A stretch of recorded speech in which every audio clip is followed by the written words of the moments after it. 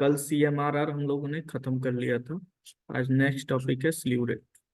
ये भी पूछा जाता है आपके एग्जाम में, मतलब कि नॉर्मल JEE के एग्जाम में पूछा जाता है। ठीक है, ये क्या डिफाइन करता है? पहले तो ये पूछता है, एक JEE के एग्जाम में पूछा था स्लीव रेट किससे रिलेटेड है। तो स्लीव रेट किस में हम लोग पढ़ते हैं? ओपेम में पढ़ते हैं।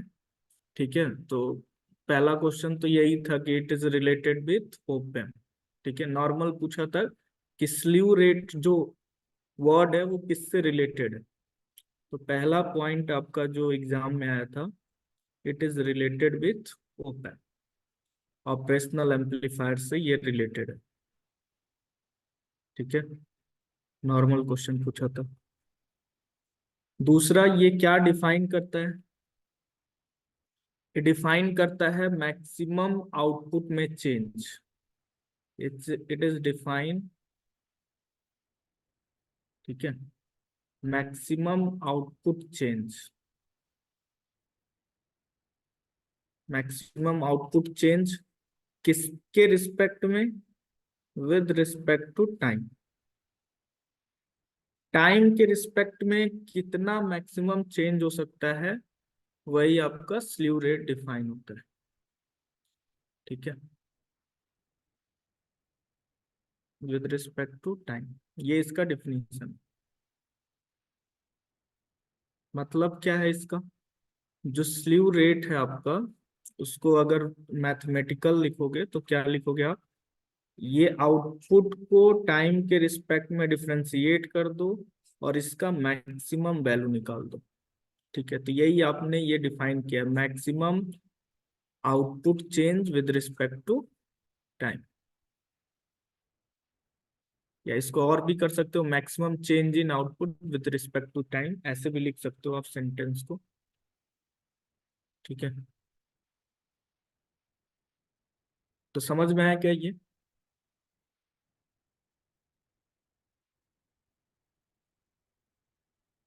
स्लीव रेट, पहला क्वेश्चन क्या था JEE में? पहला क्वेश्चन था कि ये किससे रिलेटेड। तो किससे रिलेटेड है? ओपेम से है। ठीक है, ये पहला क्वेश्चन इसका था, ओपेम से रिलेटेड है। दूसरा, ये क्या डिफाइन करता है? मैक्सिमम चेंज इन आउटपुट, ठीक है, विद रिस्पेक्ट टू टाइम। तो ये दोनों आपको याद रखना है। अभी और इसको कैसे रिप्रेजेंट किया जाता है स्लीव रेट को? इसी से डिफाइन किया जाता है स्लीव रेट को, और तरीके से इसको लिखा जाता है।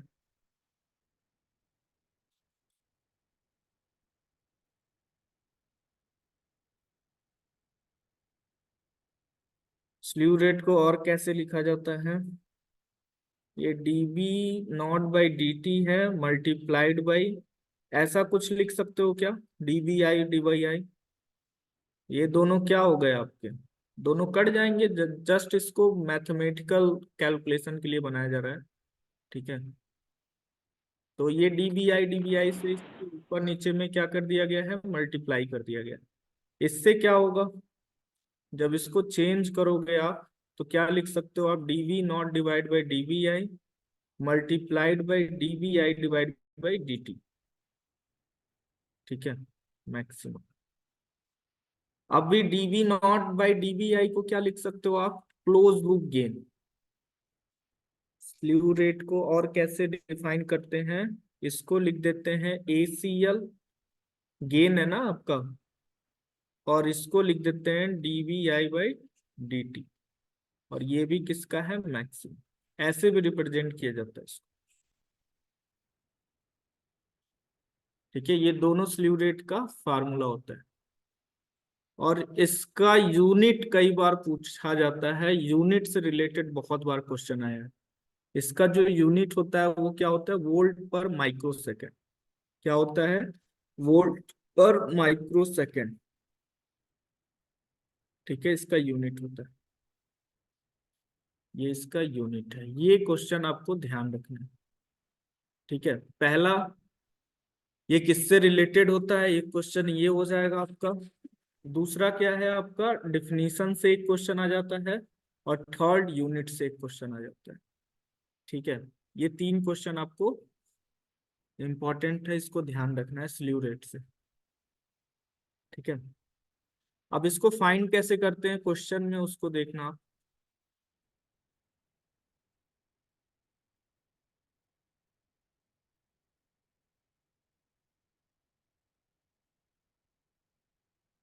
अब कितना मैक्सिमम चेंज होगा तो उसको बोलोगे आउटपुट आपका सही चल रहा है, ये भी ये बताता है। कितना आउटपुट में चेंज आएगा तो उसको आप बोलोगे हेल्दी डाटा है। और कितने से ज्यादा होगा तो उसे बोलोगे फॉल्टी डाटा। ठीक है। ये भी ये डिस्क्राइब करता है, डिस्टार्शन को डिस्क्राइब करता है कि कितना आउटपुट में डिस्टार्शन आ सकता है टाइम के रिस्पेक्ट में। ठीक है। तो इसमें लिख देता हूँ, एक पॉइंट लिख देता हूँ, स्लीव रेट गिव्स, इतना नोट कर लो आप, फिर इसको बताता हूँ। इतना आप नोट कर लो, आगे फिर करते हैं।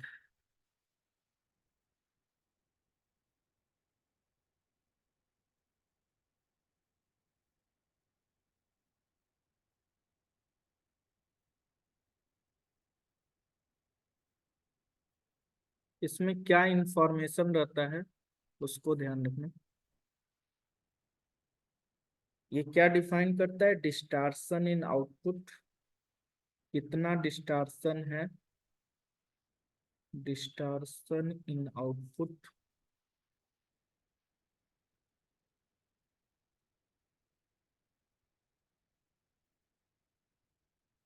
और क्या डिफाइन करता है, एक और है, मैक्सिमम ऑपरेटिंग फ्रिक्वेंसी।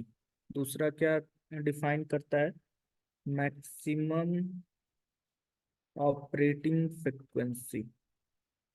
इसको कैलकुलेट करने के लिए भी पूछा जाता है, maximum operating frequency of open, कितना मैक्सिमम इस पे फ्रिक्वेंसी लगा सकते हो जिससे ये डिस्टार्ट ना हो। ठीक है। आउटपुट में ज्यादा डिस्टार्शन आने से वो आपका सिस्टम क्या हो जाता है, खराब हो जाता है। ठीक है। डिस्टार्शन लेस आपका सिस्टम होना चाहिए।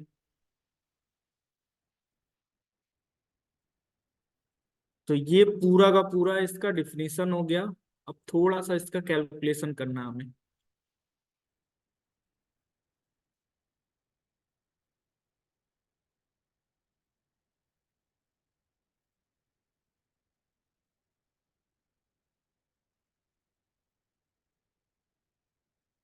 ठीक है, इतना नोट हो गया होगा। आगे करते हैं। ये जो मैक्सिमम फ्रिक्वेंसी आप बोले हो ना, मैक्सिमम ऑपरेटिंग फ्रिक्वेंसी, ये कैसे फाइंड होता है इसको देखते हैं स्लीव रेट से। ठीक है, उसको हम लोग कैलकुलेट करने की कोशिश करते हैं, कितना मैक्सिमम ऑपरेटिंग फ्रिक्वेंसी हो सकता है। ठीक है। R1, R2, ये V0, और यहाँ पे लगा है VI। VI की वैल्यू है Vm साइन ओमेगा टी। ठीक है। तो इतना आपका ये सर्किट गिवन है, माइनस और ये प्लस, और ये क्या है आपका ग्राउंडेड। तो इसका रिजल्ट आपने कैलकुलेट किया हुआ था, कैलकुलेट करने से क्या आया था आपका, V0 = 1 + R2/R1, ये आपने कैलकुलेट किया हुआ है, तो फिर मैं कैलकुलेट नहीं कर रहा हूँ उसको। ठीक है। इतना हो जाएगा ना।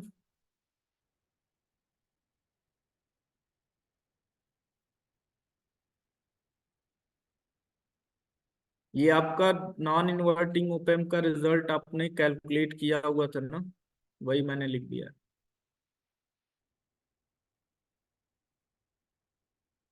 उसके बाद से क्या करना है आपका, ये किसको रिप्रेजेंट कर रहा है, 1 + R2/R1 क्या रिप्रेजेंट कर रहा है, क्लोज लूप गेन को।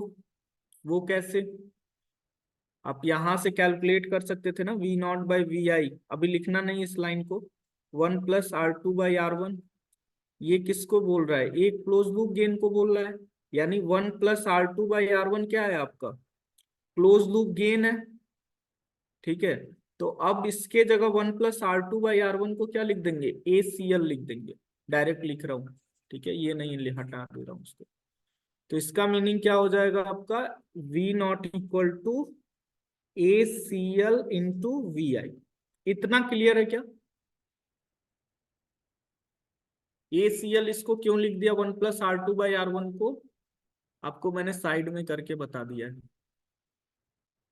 अभी क्या करना है आपको, अभी स्लीव रेट के फॉर्म में आपको फ्रिक्वेंसी निकालनी है, ऑपरेटिंग फ्रिक्वेंसी कैसे फाइंड होता है इसको कैलकुलेट करना है।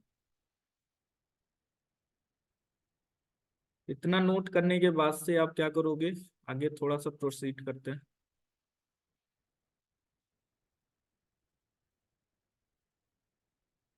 समझ में आ रहा है ना क्या क्या चल रहा है ये V0 इक्वल टू क्या रख दोगे आप, ACl into Vm sin ωt, ऐसा कुछ रखोगे आप। ठीक है, VI के प्लेस पे ये वैल्यू गिवन है आपको, ये सब वैल्यू गिवन रहता है जब आपसे क्वेश्चन आता है तो। अभी क्या करोगे आप, स्लीव रेट फॉर्म निकालने के लिए आप क्या करोगे, यहां देखना आप शुरुआत में dV0/dt ना, तो सबको आप डिफ्रेंशिएट कर दो टाइम के रिस्पेक्ट में।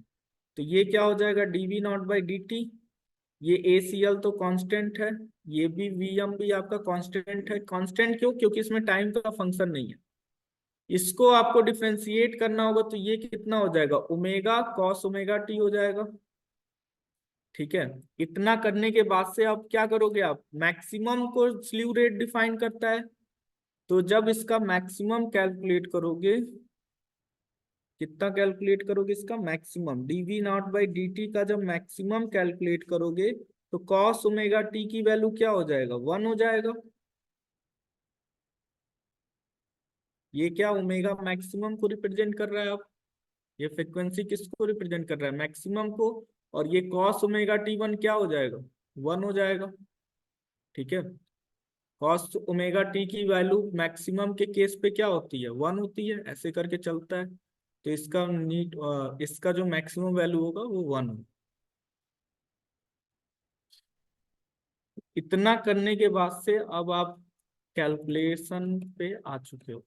अभी ये क्या रिप्रेजेंट कर रहा है, ये क्या रिप्रेजेंट कर रहा है स्लीव रेट को। तो डायरेक्टली इसको क्या लिख दोगे, SR स्लीव रेट। इसको क्या लिखोगे, ACl। इसको क्या लिखोगे, मैक्सिमम वैल्यू, मैक्सिमम वोल्टेज। और ये डब्लू मैक्स ओमेगा मैक्स को क्या लिख सकते हो आप, फ्रिक्वेंसी निकालना है ना, तो इसको क्या लिख सकते हो आप, 2πf मैक्स लिख सकते हो। ठीक है, अब एफ मैक्स की वैल्यू आप कैलकुलेट कर लो। तो एफ मैक्स की वैल्यू कितनी होगी, बाकी को इधर भेज दो आप। बाकी को इधर भेजने से क्या हो जाएगा, slew rate divide by ACl into 2πVm। यही डायरेक्टली आपको याद करना होता है मैक्सिमम फ्रिक्वेंसी।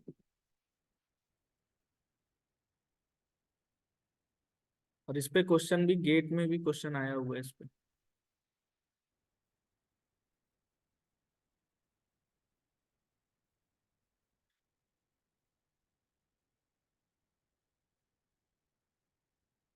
ये आपका नॉर्मल क्वेश्चन है।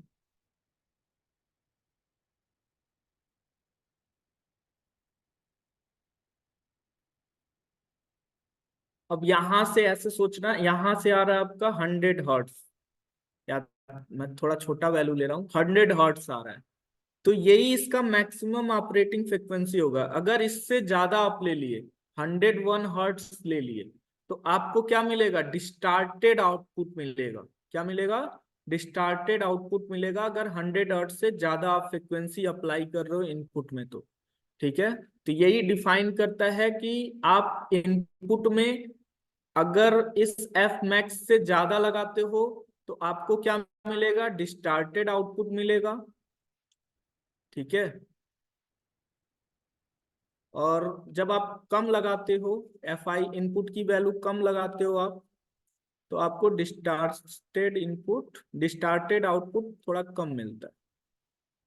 ठीक है, यहाँ डिस्टार्शन लेस आउटपुट मिलता है, मतलब कि ऐसे सोच सकते हो आप, लेस डिस्टार्शन मिलता है।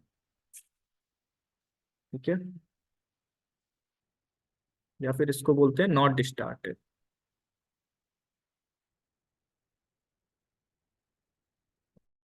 Output is not डिस्टार्टेड।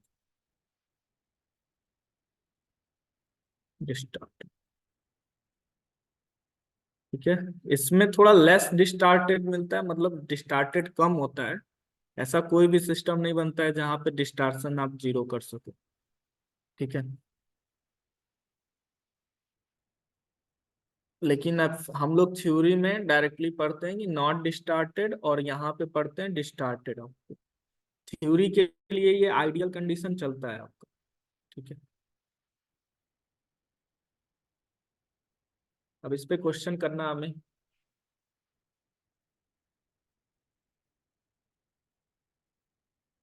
ये जो है ना, ये इनपुट की मैक्सिमम फ्रिक्वेंसी है, एफ आई मैक्स है करके। ठीक है, इनपुट ही है ये भी। लेकिन इनपुट में कितना मैक्सिमम आप अप्लाई कर सकते हो उसको ये इंडिकेट कर रहा है। ठीक है। ये एफ आई का मैक्स, इससे ज्यादा होने से डिस्टार्टेड मिलेगा, इससे कम होने से डिस्टार्टेड नहीं मिलेगा। तो इसको आपको कैलकुलेट करना होता है क्वेश्चन के अंदर। इसको भी कैलकुलेट करना होता है, एफ मैक्स को भी, और इसको भी कैलकुलेट करना होता है, स्लीव रेट को भी। तो जिस पे स्टार किया है वो आपका क्वेश्चन में डायरेक्टली पूछा जाता है कैलकुलेट करने के लिए।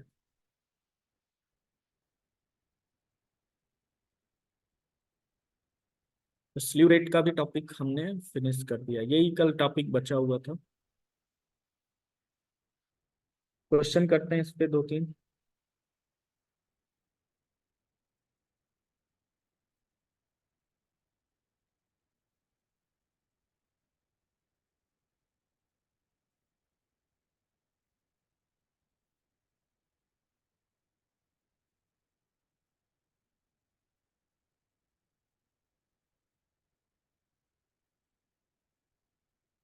कभी कभी ओमेगा मैक्स भी पूछा जाता है। ठीक है, एंगुलर फ्रिक्वेंसी पूछा जाता है। तो आप क्या करोगे, 2 पाई को इसमें इसी में रहने दोगे, मतलब यहाँ से कैलकुलेट कर लोगे आप।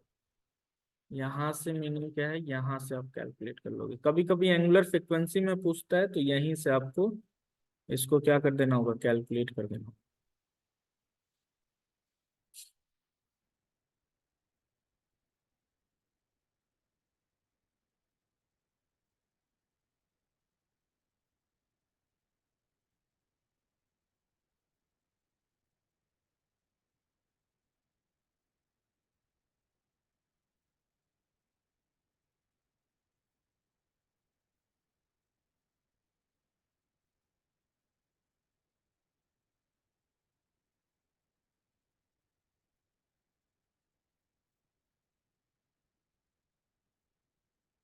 हो गया होगा।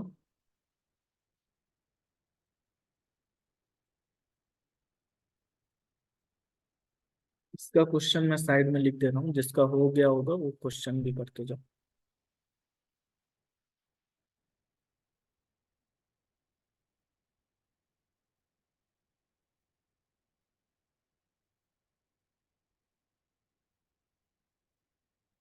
डायरेक्ट फार्मूले से मत अप्लाई करना आप, आपको तो सब कुछ आ गया है ना अभी।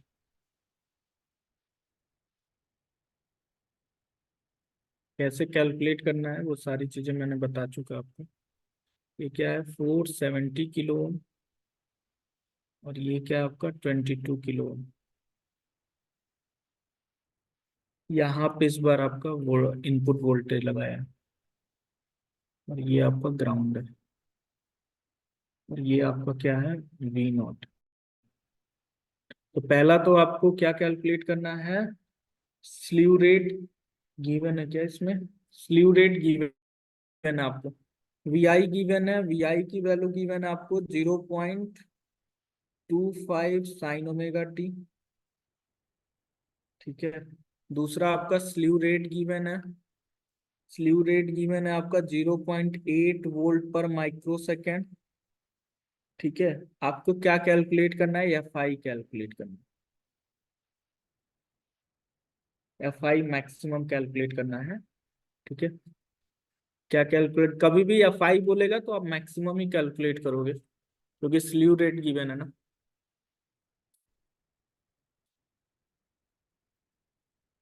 तो अभी बताओ कैसे आप कैलकुलेट करोगे। डायरेक्ट फार्मूला भी अप्लाई कर सकते हो, ठीक है, लेकिन क्लोज लूप गेन देखो हर बार चेंज होगा। अभी ये नॉन इन्वर्टिंग था, ये नॉन इन्वर्टिंग था, तो ए सी एल आपका आया था 1 + R2/R1। जब आपका इन्वर्टिंग होगा ए सी एल क्या हो जाएगा, -RF/R1। ठीक है, ये सब आपको ध्यान देना होगा। और ये कैसे कैलकुलेट करते हैं, जैसे आपने बेसिक कैलकुलेट किया था वैसे ही। ठीक है, इसको बताते हैं अभी, इस क्वेश्चन को सॉल्व करते हुए।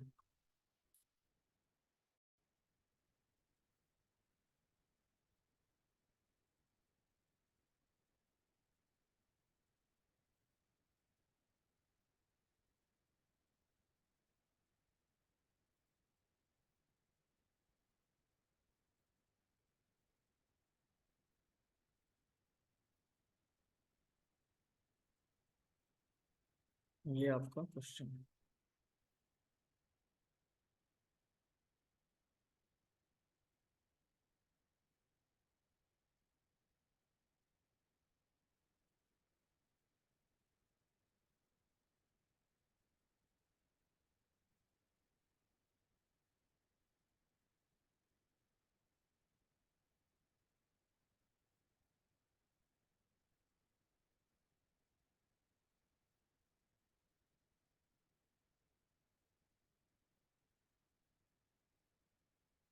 ठीक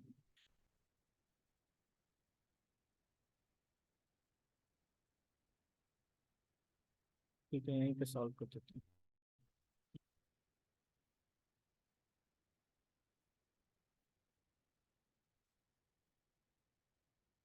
अभी यहीं सॉल्व करते हैं इसको। तो वी नॉट की वैल्यू क्या होगा यहाँ पे, अगर आप कैलकुलेट करने जाओगे तो -RF/R1 VI आएगा, ऐसा कुछ आएगा ना। ठीक है, ऐसा कुछ आएगा ना आपका, यहाँ पे आपका V प्लस आपका क्या है, 0 है, तो ये V माइनस भी आपका 0 होगा। चलो मैं कैलकुलेट ही कर देता हूँ, थोड़ा रिवीजन भी हो जाएगा आपका। तो इसको करने से क्या करोगे आप, यहाँ का वोल्टेज आपका 0 हो गया, V प्लस आपका 0 है, V माइनस आपका 0 हो जाएगा। ठीक है, तो अभी क्या करोगे आप, KCL अप्लाई करोगे, KCL एट V माइनस। तो यहाँ पे क्या होगा, यहाँ से एक करंट आ रहा है I1, ऊपर में I2, और इधर में आपका I3। तो I1 इज इक्वल टू क्या होगा, I2 प्लस I3। I3 आपका 0 हो जाएगा ड्यू टू ओपन। I1 क्या होगा आपका, VI माइनस, डायरेक्टली मैं 0 रख दे रहा हूँ, V माइनस की जगह। ठीक है, डिवाइड बाई क्या होगा, R1। R1 की जगह क्या है, 22 किलो ओम। ठीक है, R1 ही रखते हैं, बाद में रख देंगे। इक्वल टू I2 की वैल्यू क्या है, 0 - V0 डिवाइड बाई RF। ठीक है, फीडबैक रेजिस्टेंस। तो यहां से सॉल्व करने पे क्या होगा, VI/R1 is equal to -V0 divide by RF। तो V0 की वैल्यू कितनी होगी, यही मैंने डायरेक्टली लिखा हुआ था पहले, RF/R1 BI। तो आपको यहां से क्या पता करना है, ACL पता करना है। ACL आपका कितना हो जाएगा, -RF/R1। क्यों ऐसा पता कर रहे हो आप, क्योंकि आपको ये वाला फ्रिक्वेंसी अगर याद होता, ये वाला अगर आपको फार्मूला याद होता है FI मैक्स का, तो आपको यहाँ पे क्या कैलकुलेट करना था, स्लीव रेट आपको गिवन था, ACL आपको कैलकुलेट करना था, तो ACL यहाँ से आपको कैलकुलेट हो जाएगा -RF/R1 से। तो ये कितना हो जाएगा आपका, और क्या गिवन है, 2π V। RF/R1 कितना हो जाएगा, 470 kilo ohm, divide by 22 kilo ohm. ठीक है, ये आपका ACL निकल रहा है। तो इसको सॉल्व करने पे कितना हो रहा है, 22 × 2 = 44, 4430, 21.80, 3 समथिंग आएगा ऐसे करके। ठीक है, 21.3 मैं लिख दे रहा हूँ, और कितना होगा, 14 0। और 25 5 110 132, ठीक है, ठीक 6, 21.36 हो जाएगा। तो स्लीव रेट आपका कितना गिवन है, अगर ये फार्मूला याद रहता है आपको तो 0.8 divide by 21.36 multiplied by 2 pi into VM की वैल्यू कितना होगा। वीएम की वैल्यू ये है साइन ओमेगा टी के पहले वाला वैल्यू 0.25। इसको कैलकुलेट कर दो, जो भी आपका आएगा यही आपका आई मैक्स हो जाएगा। ठीक है, समझ में आया क्या ये क्वेश्चन? कितना आएगा एफ आई मैक्स आप कैलकुलेट करके बताना।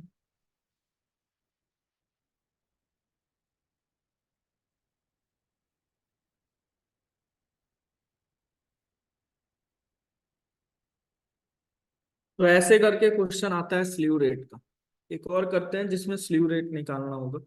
इसमें तो स्लीव रेट आपको गिवन था, इसमें तो आपको स्लीव रेट गिवन था, आपसे पूछा क्या था, operating frequency, maximum operating frequency आपसे पूछा हुआ था।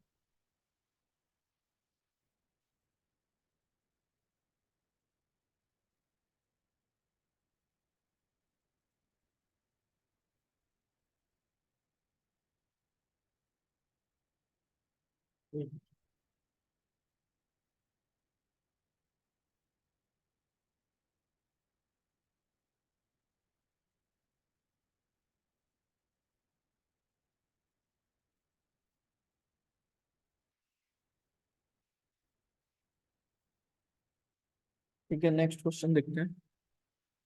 ये हो गया ना, समझ में आ गया ना सबको?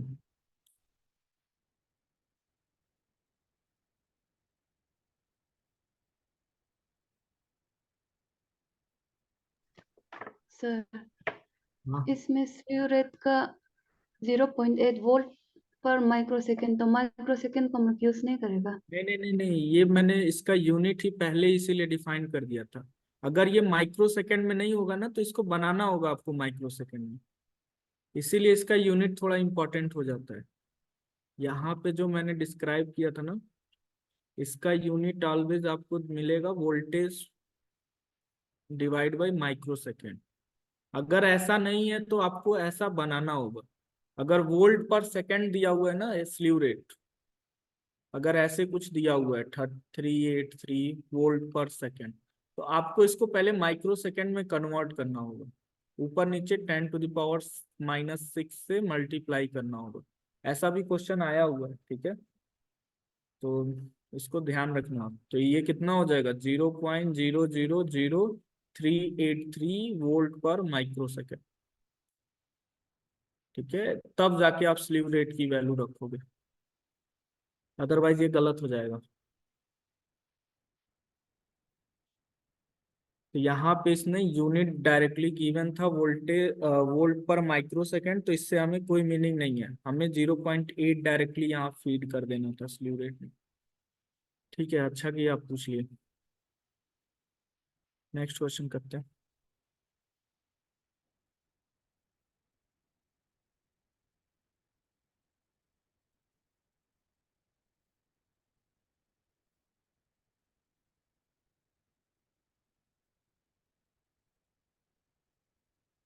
नेक्स्ट क्वेश्चन है आपका,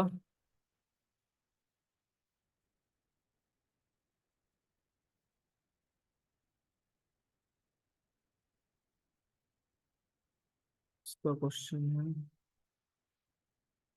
2 किलो ओम ऊपर में है। ये सब प्रीवियस ईयर में आए हुए क्वेश्चन है, इसीलिए इसको करा रहा हूँ।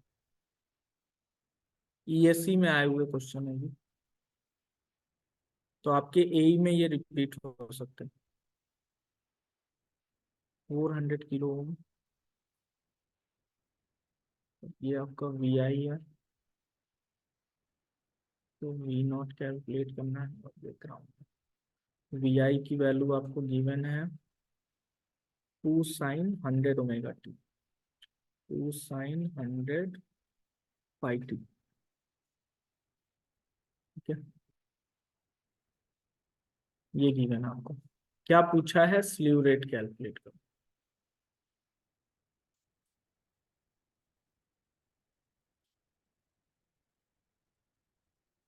अभी ये कैसा आपका ओपेम है, सबसे पहले तो ये पहचानना है। तो ये कैसा ओपेम है, इनवर्टिंग टाइप का ओपेम है। इनवर्टिंग को आपने जैसे सॉल्व किया था पहले वैसे ही सॉल्व करना है। अब इसको सॉल्व करते करते ना इसका आउटपुट याद हो जाता है। अगर आप सॉल्व नहीं करोगे ज्यादा तो आपको कैलकुलेट करना पड़ेगा, ठीक है। अदरवाइज ये अपने आप याद होगा, तभी याद करना आप, ठीक है। जैसे कई बार एक ही चीज, जैसे हम लोग ABCD बचपन में पढ़े थे ना, तो ये अब बार बार रिपीट करने की जरूरत नहीं पड़ता है, क्योंकि ये हमारे एकदम ऐसे सोच सकते हो ब्लड में जा चुका है, ठीक है। ऐसे ही जब आप इस पे ज्यादा क्वेश्चन प्रैक्टिस करोगे ना तो ये भी आपके ब्लड में आ जाएगा, तब आपको रिमेम्बर करने की जरूरत नहीं पड़ता है, ठीक है। तो बार बार प्रैक्टिस से ये होगा। अदरवाइज आप जैसे बेसिक चलता है ना वैसे ही सॉल्व करना। ये V प्लस आपका 0 होगा, ये V माइनस आपका 0 होगा। ऐसे करते करते बाद में क्या होता है, माइंड खुद कहता है कि अब ऐसे नहीं करेंगे, ये वाला ही याद कर लेते हैं, तो वो ज्यादा दिन तक चलता है। तो इसको कैसे सॉल्व करोगे आप, V0 इक्वल टू कितना हो जाएगा, -RF, -400 kilo ohm divide by 2 kilo ohm, ठीक है। वहां माइनस सिंबल आप स्किप किए थे, तो फ्रिक्वेंसी आपका क्या होता है, मैग्नीट्यूड में ही कैलकुलेट करना होता है, ठीक है। तो माइनस प्लस से ज्यादा आपको वरी नहीं होना है, टेंशन नहीं लेना है, ठीक है। यहाँ भी जैसे माइनस में आ रहा है तो इसका टेंशन नहीं लेना है, क्योंकि स्लीव रेट ऑलवेज किस में होता है, ऐसे करके मैंने लिखा था, देखे हो गया, ठीक है। तो इसका मतलब है कि पॉजिटिव वैल्यू होगा और मैक्सिमम वैल्यू होगा, ठीक है। तो आपको नेगेटिव आ रहा है तो उससे आपको डरना उड़ना नहीं है। इधर में कितना होगा, इंटू VI की वैल्यू आप ऐसे रख दो, 2 sin 100πt, ठीक है। फिर इसको सॉल्व करो आप। ये तो डायरेक्टली सॉल्व हो रहा है तो इसको सॉल्व भी कर दो, किलो ओम से किलो ओम खत्म।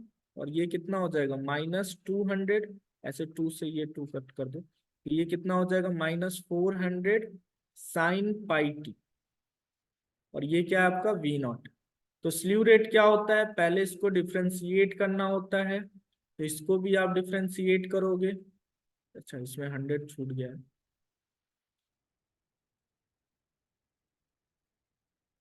इसमें 100πt है ना। तो जब इसको डिफ्रेंशिएट करोगे आप तो कितना हो जाएगा, 100π बाहर हो जाएगा, और sin 100πt का वैल्यू क्या हो जाएगा, cos 100πt। अब इसका मैक्सिमम जब रखोगे आप dV0/dt का, तो ये कॉस, इसकी वैल्यू क्या हो जाएगी, 1 हो जाएगी। और ये आपका वैल्यू कितना हो जाएगा, 400 × 100 × 3.14, तो इसका कितना हो जाएगा, -400 × 314। इस दोनों का वैल्यू मैंने डायरेक्टली लिख दिया, ठीक है। इसको सॉल्व करो अब। और इसको क्या किया हमने, मैक्सिमम वैल्यू भी दिखा दिया, ठीक है। और ये मैग्नीट्यूड लगा दिया। इसको सॉल्व करने पे यही आपका क्या हो जाएगा, स्लीव रेट हो जाएगा।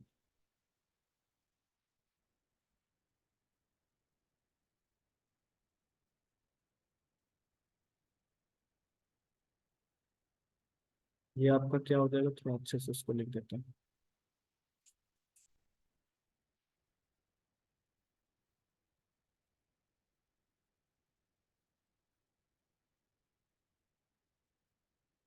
-400 × 314, इसको सॉल्व करने से जो भी आएगा वही आपका स्लीव रेट हो जाएगा, ये जो भी वैल्यू आएगा। अभी देखो ये किस में आ रहा है आपका, इसको सॉल्व करने पे कितना आ रहा है, जरा सॉल्व करके बताओ।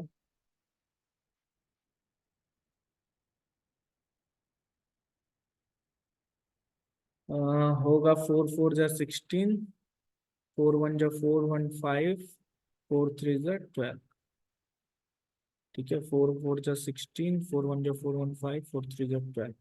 अब भी डबल जीरो। अब इसको ये किस में आ रहा है, वोल्ट पर सेकंड में अभी ये चल रहा है, ठीक है। ये किस में चल रहा है, वोल्ट पर सेकंड में। अभी आपको इसको वोल्ट पर माइक्रो सेकंड में कन्वर्ट करना है। तो आप क्या करोगे, ऊपर नीचे 10⁻6 से मल्टीप्लाई करोगे, तब आपका एग्जैक्ट आंसर होगा। तो ये स्लीव रेट की वैल्यू कितनी हो जाएगी, 125600 into 10⁻⁻6 divide by 10⁻⁻6 into volt पर सेकेंड। इसको देखो आप 1 2 3 4 5 6, यानी इसकी वैल्यू हो जाएगा आपका स्लीव रेट का 0.1256 वोल्ट पर माइक्रो सेकेंड। ये वाला 10⁻⁻6 क्या हो जाएगा, माइक्रो में चेंज हो जाएगा। तो क्लियर हो गया ना ये। तो ऐसे करके इसको ध्यान रखना था।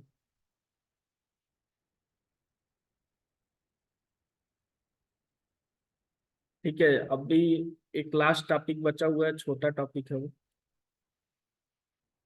वो नहीं करने से भी हो जाता, लेकिन देख लेते हैं, अभी टाइम है तो। इसमें कोई डाउट नहीं है ना।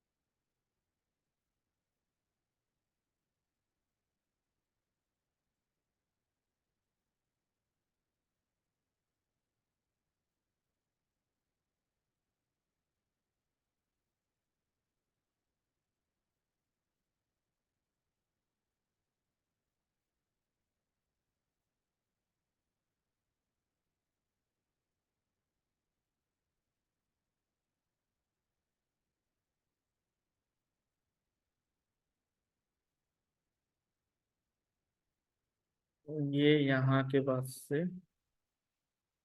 हमने इसको यहाँ पे कैलकुलेट किया।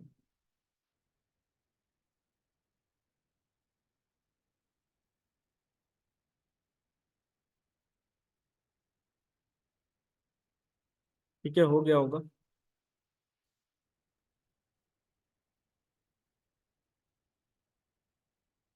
तो वैसे तो ओपन अभी यहाँ तक फिनिश हो गया है। एक छोटा सा टॉपिक है, input offset voltage, input offset current. ठीक है, इनपुट बायस करंट ये क्या होता है, इसको देख लेते हैं। ये भी ओपन में ही है, लेकिन बहुत ज्यादा इंपॉर्टेंट नहीं है, अभी टाइम है इसलिए इसको करा दे रहा हूँ।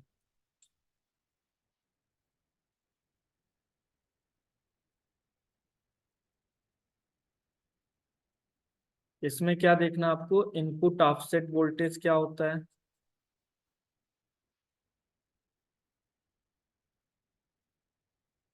ये वैसे कौन सा कैरेक्टरिस्टिक्स है, डीसी कैरेक्टरिस्टिक्स ऑफ ओपन है। अगर कोई पूछता है क्या पढ़ रहे हो आप, तो ये क्या पढ़ रहे हो आप, डीसी कैरेक्टरिस्टिक्स ऑफ ओपन। मतलब जो ऊपर और नीचे आपका डीसी दिया गया है ना, उससे क्या क्या आपका प्रॉब्लम हो सकता है ओपन में। ठीक है, जब आपका ये दोनों टर्मिनल पे कोई इनपुट नहीं लगाते हैं, किस किस टर्मिनल पे, ये जो आपका ओपन होता है ना, इस दोनों को ग्राउंड रखते हैं, दोनों को ग्राउंड ग्राउंड रखते हैं। तो क्या क्या प्रॉब्लम आता है आउटपुट पे, उसको हमें स्टडी करना है। ठीक है, इसलिए इसको बोलते हैं डीसी कैरेक्टरिस्टिक्स। डीसी कैरेक्टरिस्टिक्स क्यों बोलते हैं, क्योंकि ऊपर में हम ये बीसीसी और नीचे में -वी अप्लाई होता है, अप्लाइड रहता है, तो इसकी वजह से कुछ प्रॉब्लम आता है इसमें। ठीक है, दोनों को ग्राउंड करने से आप जीरो इनपुट लगा रहे हो ना। ठीक है, दोनों को ग्राउंड करने पे जीरो इनपुट लगा रहे हो, तो जीरो इनपुट लगा रहे हो तो आउटपुट भी आपको क्या मिलना चाहिए, जीरो मिलना चाहिए। लेकिन ऐसा नहीं होता है, कुछ आउटपुट आपको दिखता है, उसी को बोलते हैं ऑफसेट करंट या ऑफसेट वोल्टेज। ठीक है, तो इसी को हमें कैलकुलेट करना है। तो इसमें क्या क्या पढ़ते हैं, अभी इसको बारी बारी से देखते हैं सर्किट बना के। इसमें क्या क्या पढ़ते हो आप, पहला पढ़ते हो इनपुट ऑफसेट वोल्टेज। ठीक है, इसमें क्या क्या पढ़ते हो आप? इनपुट ऑफसेट वोल्टेज, दूसरा क्या पढ़ते हो आप? इनपुट ऑफसेट करंट,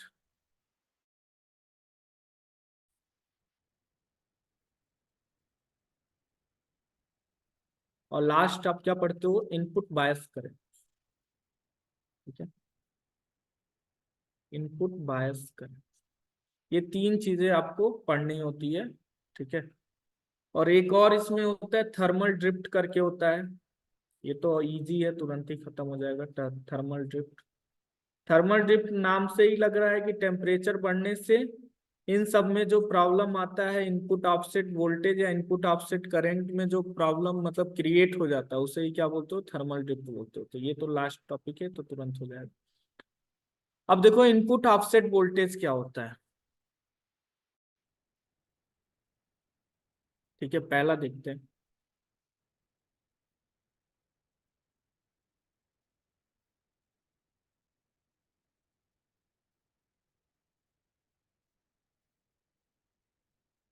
यहाँ पे थोड़ा सा डिफरेंशियल एम्पलीफायर बना देते हैं, उससे आपको अच्छा समझ में आएगा। डिफरेंशियल एम्पलीफायर, जो ओपैम आप बनाए थे वो किससे बना था? डिफरेंशियल एम्पलीफायर से बना था। तो बताने से तुरंत ही समझ में आ जाएगा।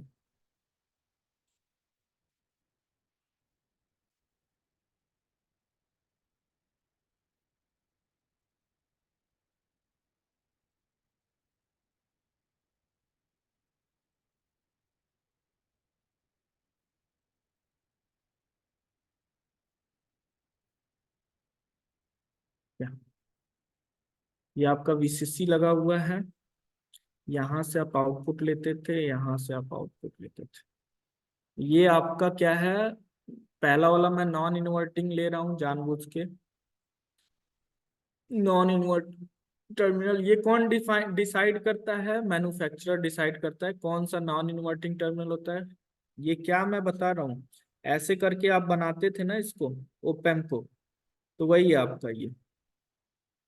ठीक है, ये नॉन इन्वर्टिंग टर्मिनल बोलते थे इसको, और ऊपर वाले को क्या बोलते थे? ये नॉन इन्वर्टिंग था, और ये ऊपर वाला क्या था? माइनस वाले को इन्वर्टिंग टर्मिनल। ठीक है, तो ऐसे यहाँ भी आप लिख रहे हो, ये क्या है आपका? इन्वर्टिंग टर्मिनल है। तो ये दोनों जब आप ग्राउंड करते हो ना, ये दोनों जब आप ग्राउंड करते हो ओपन में, तब भी आपको आउटपुट वोल्टेज मिलता है। वो कैसे मिलता है? इस वीसीसी की वजह से मिलता है।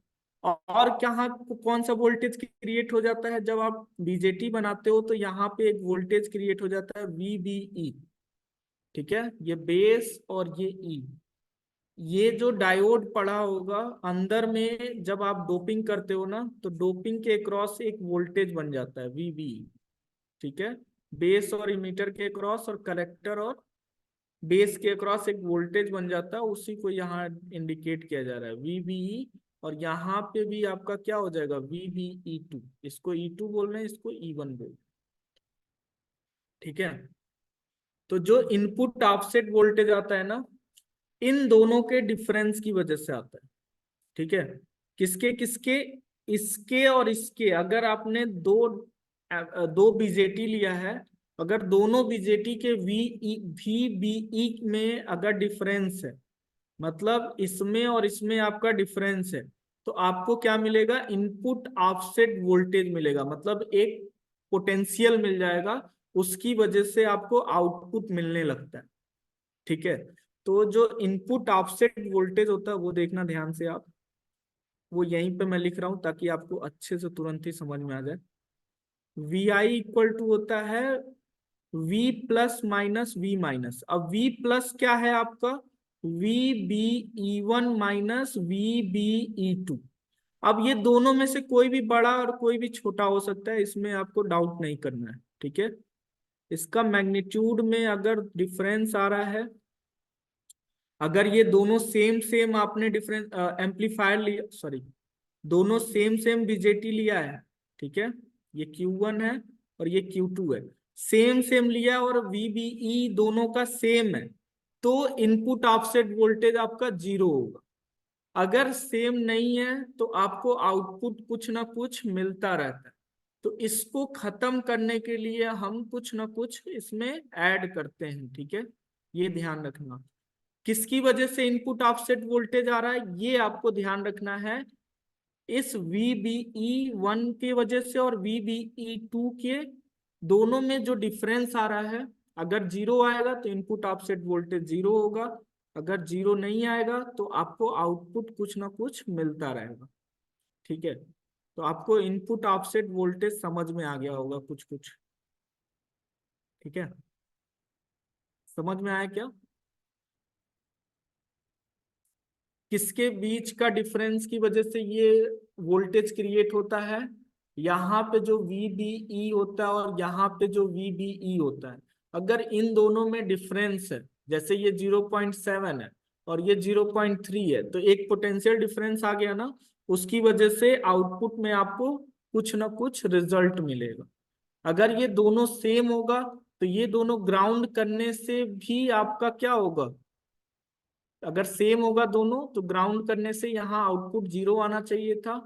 लेकिन जब दोनों में थोड़ा डिफरेंस होगा तो यहाँ ग्राउंड भी कर दोगे आप तो भी आउटपुट पे आपको समथिंग वैल्यू मिलता है। और ये कितना मिलता है नॉर्मल कंडीशन में? इसकी रिजल्ट है 1 मिली वोल्ट से 10 मिली वोल्ट। तो ये आपको निकल के आता है 1 millivolt to 10 millivolt, ठीक है। इसको आप अलग से लिख लेना, इनपुट ऑफसेट वोल्टेज को मैंने यहीं पे डिफाइन कर दिया है, ठीक है। इसको आप अपने लैंग्वेज में लिख लो। इतना ही जानना है आपको, इसमें बहुत ज्यादा डेप्थ में नहीं जाना है, ठीक है। इनपुट ऑफसेट वोल्टेज क्यों मिलता है? जब आपका नॉन इन्वर्टिंग टर्मिनल ग्राउंड होता है और इन्वर्टिंग टर्मिनल ग्राउंड होता है तो भी आउटपुट पे आपको कुछ वोल्टेज मिलता है। तो पूछेगा इंटरव्यूअर क्यों मिलता है, तो आपको ये बताना होगा कि जब दो हम डिफरेंशियल एम्पलीफायर जो बनाते हैं, दो बीजेटी यूज किया जाता है, दोनों बीजेटी के बेस इमीटर वोल्टेज में जब डिफरेंस होता है तो वहां पे ये वोल्टेज क्रिएट हो जाता है, ठीक है। और इसकी वजह से आउटपुट में आपको सम डिस्टरबेंस मिलता है।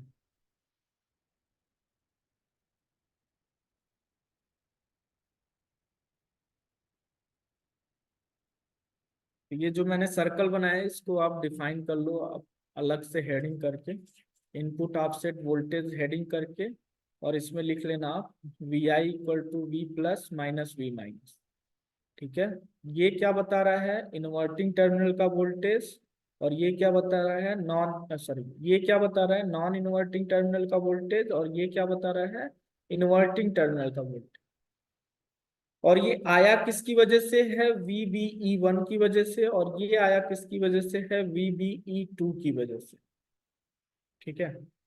दोनों में जब डिफरेंस होता है तो ये वोल्टेज क्रिएट हो जाता है और इसकी वजह से आउटपुट आपको मिलता रहता है जबकि हमने इनपुट को ग्राउंड किया हुआ।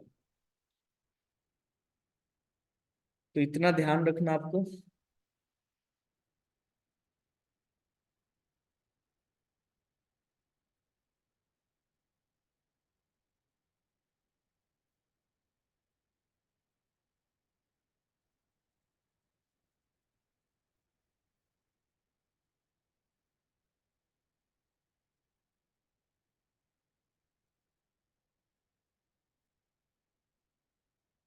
ये कितना रेंज में होता है ये भी क्वेश्चन आता है कि 1 मिली वोल्ट से 10 मिली वोल्ट के बीच में होना चाहिए, इससे ज्यादा होगा तो वो ज्यादा प्रॉब्लम क्रिएट करेगा,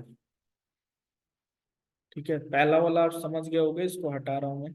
दूसरा वाला करते हैं, इनपुट ऑफसेट करें।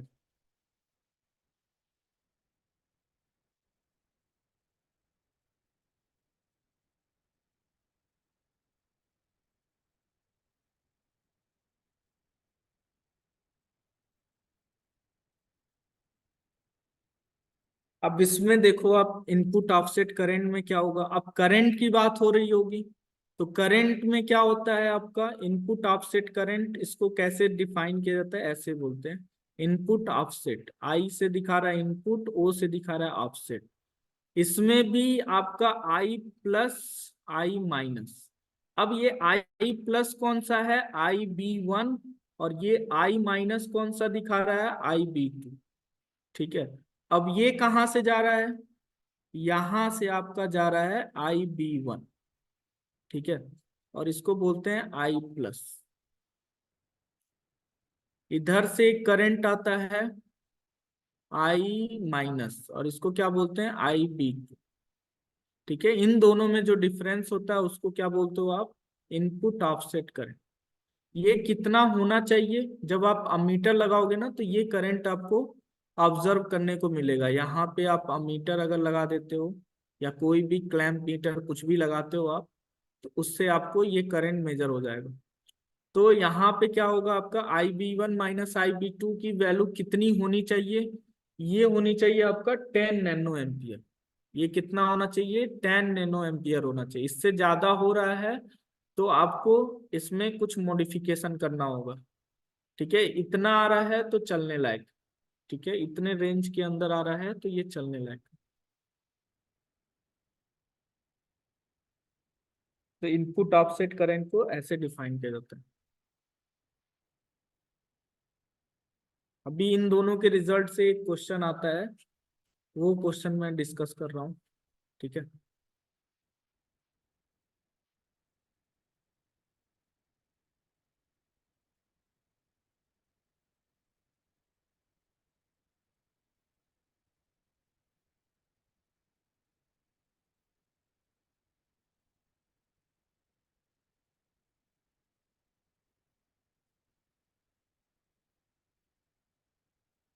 ये रेंज याद रखना है, और ये कैसे, मतलब कहाँ का करंट रिप्रेजेंट कर रहा है ये ध्यान रखना।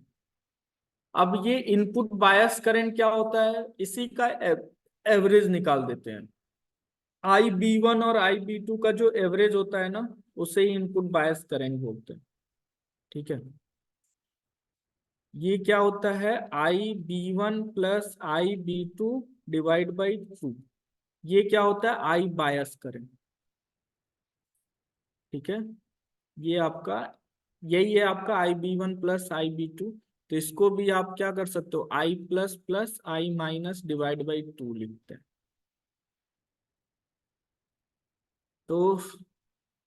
तो इनपुट बायस करंट में क्या लिखोगे आप, it is average base current of dual input balance output differential amplifier.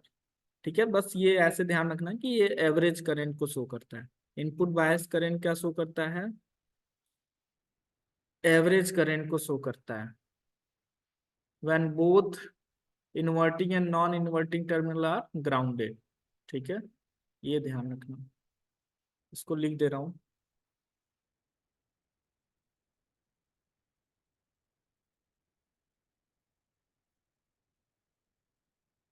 Is average current of, it is, से लिखना, it is average of both base current, it is average of both base current in differential amplifier। differential,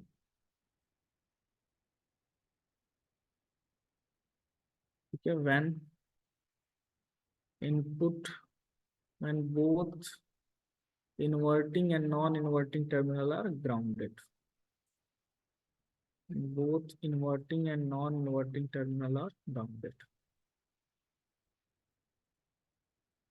ऐसा कभी आपको define करने के लिए नहीं आएगा।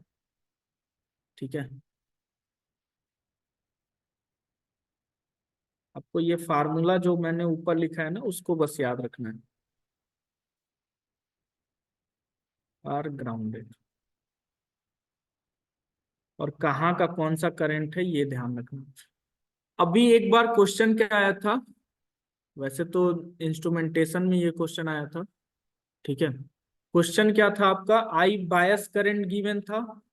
क्या गिवन था, आई बायस करंट गिवन था, आई इनपुट ऑफसेट करंट गिवन था। ऐसे 2 नैनो एम्पियर ऐसे करके लिखा था, 10 नैनो एम्पियर। मैं ऐसे ही क्वेश्चन डिजाइन कर रहा हूँ। ये इनपुट बायस करंट थोड़ा ज्यादा होता है।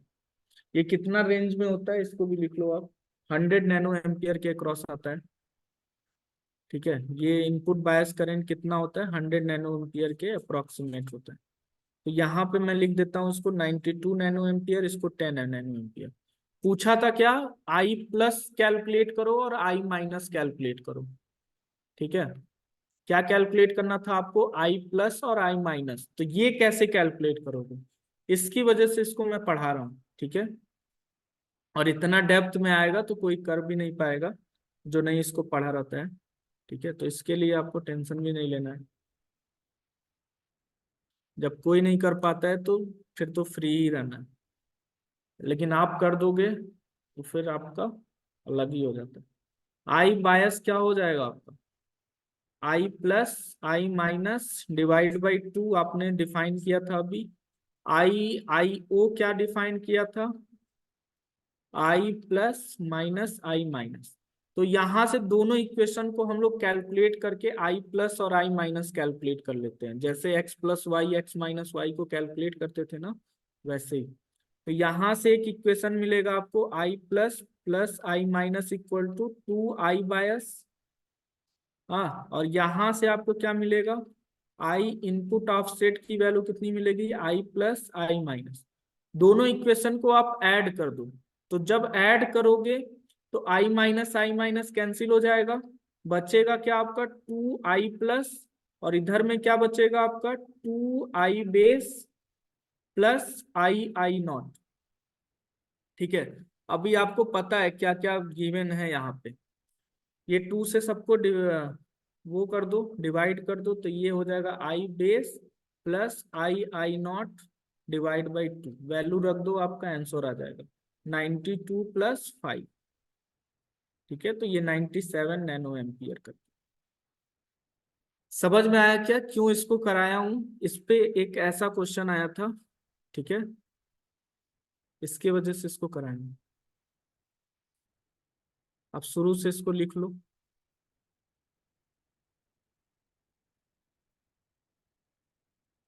ये आपका क्या था, इनपुट ऑफसेट करें, इसका रेंज लिख लेना आप, 10 नैनो एम्पियर होता है। दूसरा आपको लिखना है इनपुट बेस कर बायस करंट, इसका रेंज जो होता है 100 नैनो एम्पियर होता है। और ये क्वेश्चन आप नोट कर लेना लास्ट में, पहले इतना नोट कर लो आप।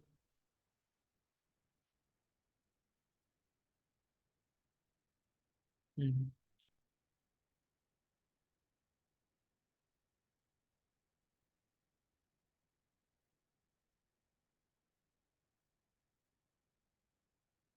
फिर ये क्वेश्चन आप लिख लेना।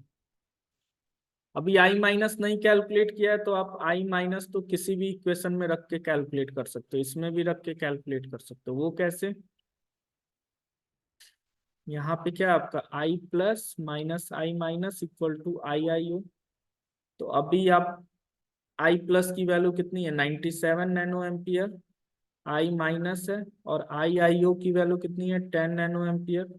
इसको इधर भेजो, इसको इधर भेजो, तो ये आ जाएगा 87 नैनो एम्पियर आई माइनस की वैल्यू। वैसे भी सोच सकते थे 97 में कितना माइनस करोगे कि 10 आ जाएगा, तो 87 माइनस करोगे तो 10 आ जाएगा।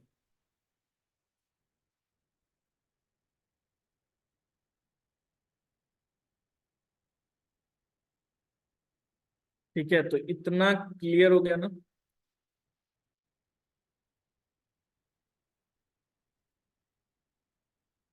अभी आपका ये ऑपरेशनल एम्पलीफायर फिनिश हो गया। ठीक है,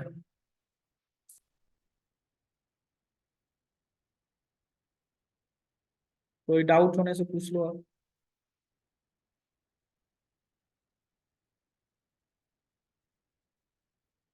थर्मल ड्रिफ्ट क्या है, change in offset current and offset voltage due to rise in temperature.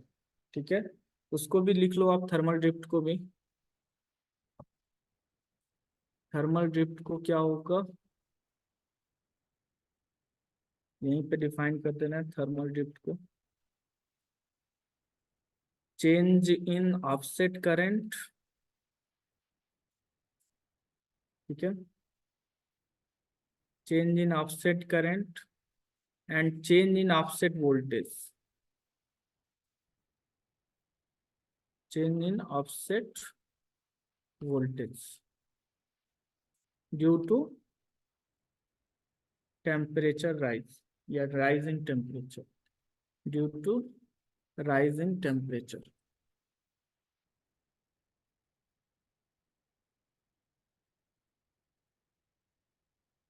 Rise in temperature is known as thermal drift, is known as thermal drift। ठीक है,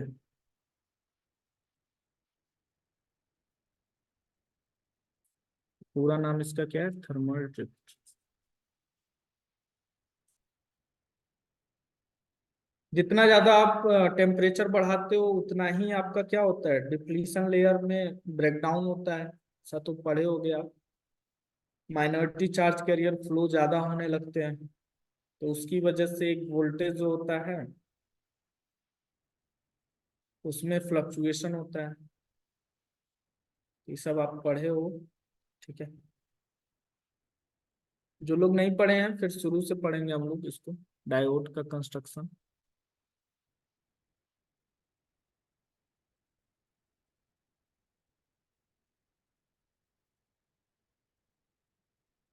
तो ये आज का कंप्लीट हो गया।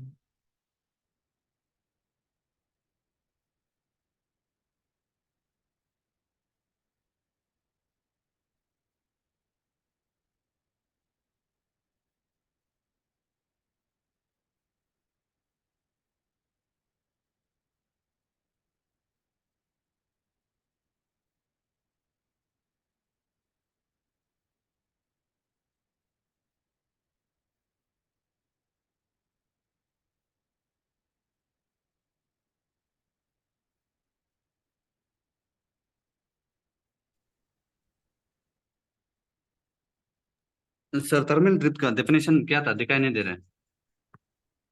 Change in offset current and change in offset voltage due to rise in temperature. और आप नीचे में कुछ लिखवाया था ना। हाँ उसको करा देना, ये रहो।